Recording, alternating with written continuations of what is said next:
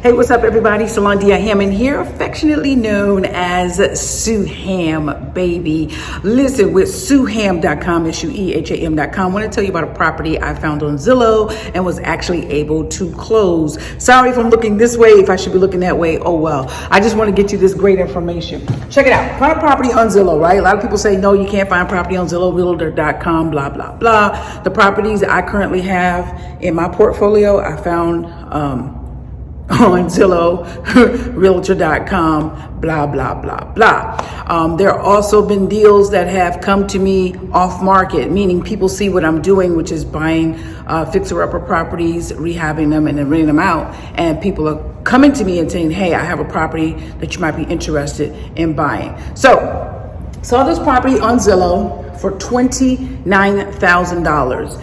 And it was, if you don't know, Zillow has two columns. Zillow has the regular listings that's posted by real estate agents, and there's another tab on Zillow that says other listings, and most of those listings are by owners. So this property was for sale by owner, listed for $29,000. All right, so I was able to talk to the seller and say, I would like to sell or finance the deal. You know, would you sell or finance the deal? Meaning I make a down payment to you, we go to an attorney, we get a promissory note drawn up, and we work out the terms, the interest rate, and the number of years to pay it back, and blah, blah, blah.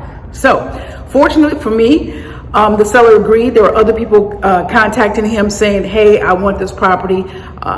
At one point in time, I was thinking about paying for the property in full, but then I thought, hey, I want to have more leverage, meaning more money to buy other properties. So let's see if the seller will sell or finance the deal. And in doing so, this keeps it off of my personal credit and allows me to put less money down. All right. So the seller did agree. I was very, very aggressive. I stayed in contact with the seller, and that's the thing about the deals, about these markets. When you find good deals, you got to stay aggressive. You got to stay in contact. And the seller was amazing, and he honored his word, and we were able to close. So the property was for $29,000. I put down, make sure you guys can see it. I put down $7K, right? Payments are $385. I think it's for 6-7 years. I can't remember. And the repairs are estimated about 13 grand that I'm going to put into the property. Once that is finished, the after repair value, meaning what the house should be worth after the repairs are done, I'm estimating should be worth 80 to 100K. And I'm going to go on the lower end, 80. Even if it's just 60K, let's think about this. If it's just 60K, I only have $7,000 into the deal so far. And that's my down payment. Yeah, it costs $29,000, but I only have $7,000 of my own money into the deal. And then after the repairs, I'll have another $13,000, which equates to $20K in the deal. So let's just say the property does not appraise for 80, it appraised for 60. I've only got $20K in the deal, and already my money is worth 60K, 3 times what I have in the deal. And that's the reason why real estate is so lucrative. It's not a get rich fast type of thing, but you can build money over the long haul. Here's the thing, this is a 3-bedroom, 1-bath. I looked up the Section 8 rates. 3-bedroom, 1-bath, I think are right around $1,000 in Williamsburg County. Now, I've seen property, because there is such a demand and very low supply. I've seen properties that are dilapidated, that are not updated. They're renting for like $700, $800. There are properties that are renting for $1,200. Why? Because a lot of people either don't want to buy homes, they don't want the headaches, or number 2, they don't qualify to buy homes because of income and or credit. Or number 3, they probably are just passing through and gonna move and don't wanna have property here and deal with taxes. So nonetheless, we've got an amazing deal, right? With $7,000 in the deal so far. And we're gonna be starting repair work on this property this week, and I estimate about 13K. And so we're looking at $20,000 into the deal, right? House appraises for 80K, which I'm believing it will. There are houses that are right around the corner from it that are not repaired. They're not repaired at all.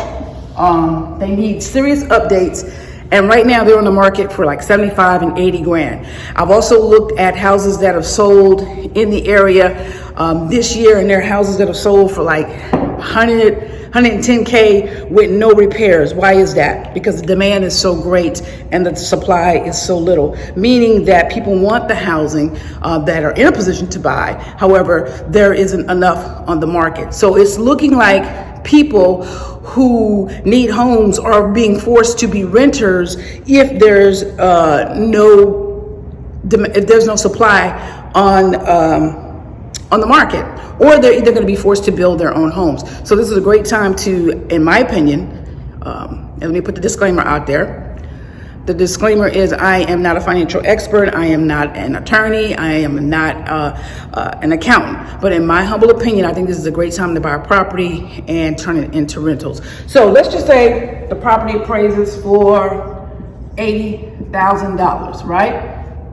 Then I'm going to go to a bank or either a hard money lender, and I'm going to refinance cash out, meaning I'm going to put a mortgage on this house, and they're going to pay off my remaining balance of the $22,000, and whatever's left over, they'll give it to me in the form of a check. Do you understand that? That's the refi cash out. If I didn't have a mortgage, then whatever the value is worth based on the loan to value, the LTV, that's what they would give all to me in a check. So I'm thinking I'll go to a lender and I'll get an 80% LTV. And what that means is whatever the value of the house is, I'll ask to borrow 80% of the value of the house. So 80% of $80,000 value of that house is $64,000, right? Now, of course, there's going to be fees in there, appraisal fees and any attorney fees and things of that nature. So we'll just factor in fees being, I'm factoring in on the high end, $3,000. So that leaves $61,000.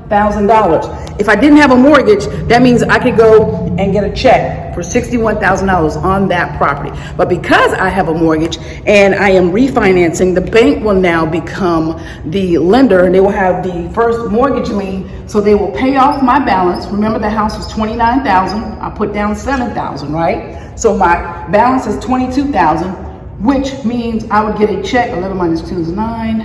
4 minus 2. I would get a check, is that right? 11 for $39,000. I think that's right. 11, 5, 6. All right, that's why they got calculators. So that means I would get a check after the mortgage is paid off to the seller, right? I would get a check for $39,000. I only had $7,000 into the deal, which was the down payment, and the $13,000, which was the repairs, $20,000.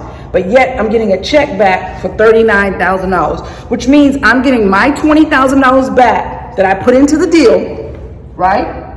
Minus my 20 that I'm getting back, plus a $19K profit that I can take and go fix another property, or I can take and go buy another property.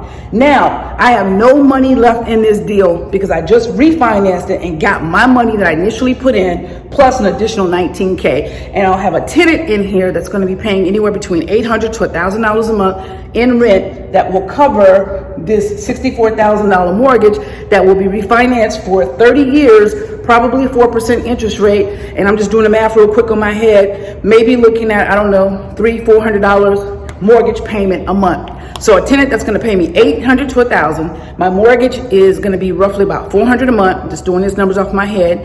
And so I'm looking at about $400 to $600 left over after I pay the mortgage, pay the taxes on it, and pay the insurance every month. Then I'm looking at the 600 minus 2, we're looking at 400 and maybe 100 put away for rainy days and whatnot, because I shouldn't really have to do much maintenance because I'm rehabbing the house, making it like new inside. I'm screening my tenants to make sure I got great tenants and they're not going to get in there and screw my house up. I'm going to have my lease airtight to where if they do crazy stuff that's causing me money, they'll know, hey, you continue to do this crazy stuff, you'll be evicted or you will be responsible for paying for these things. So I'll be getting my 20K back and profiting 19K, and then making anywhere between $300 to $500 a month in positive cash flow. All the while the tenant is paying down this mortgage and my property will continue to accrue equity. So just a quick deal I found and how that's going to work out for me. If you'd like to see more free videos, you can go to my YouTube channel at Sueham, YouTube at Sueham. If you'd like to learn more about our real estate course, you can go to gumroad.com/Sueham, or simply go to our website at Sueham.com, Sueham.com. Comment if this video was helpful, share it, let me know your thoughts. I'll see you in the next video.